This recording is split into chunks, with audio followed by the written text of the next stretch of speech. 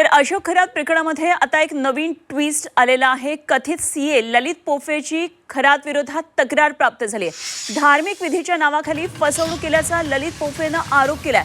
अशोक खरात विरोधात आता ही आणखी एक गुन्हा त्यामुळे दाखल होण्याची शक्यता आहे। आणखी एक कंप्लेंट आली आहे। भोंदू अशोक खरातचा कथित सीए ललित पोफळे यानंच अशोक खरातच्या विरोधात तक्रार दिलेली आहे। धार्मिक विधीच्या नावाखाली 8,76,00,000 रुपयांची फसवणूक झाल्याची ललित पोफळे यांनी स्वतः तक्रार दिली आणि या संदर्भात आणखी माहिती जाणून घेऊया। आमचे प्रतिनिधी योगेश खरे नाशिकमधून आपल्याबरोबर थेट जोडलेत। योगेश, 8,76,00,000ची फसवणूक झाल्याची ही कंप्लेंट केलेली आहे, तक्रार केली आहे आणि विशेष म्हणजे ललित पोफळे जो त्याचा सीए होता त्यानंच तक्रार दाखल केल्याचं कळत आहे।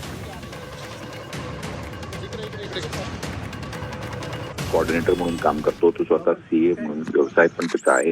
मोठमोठ्या कंपन्यांना औद्योगिक विकासासाठी लोन मिळवून देणं, त्यांचे प्रोजेक्ट रिपोर्ट तयार करणे ते कामही करत असतात।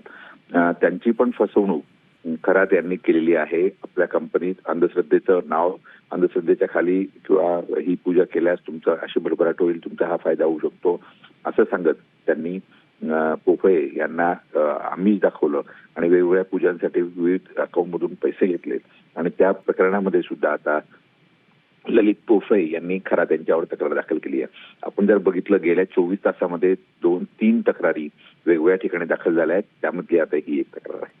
ठीक, योगेश, धन्यवाद दिलेल्या या सगळ्या माहितीसाठी। योगेश खरे आमचे प्रतिनिधी आपल्याबरोबर नाशिकमधून होते।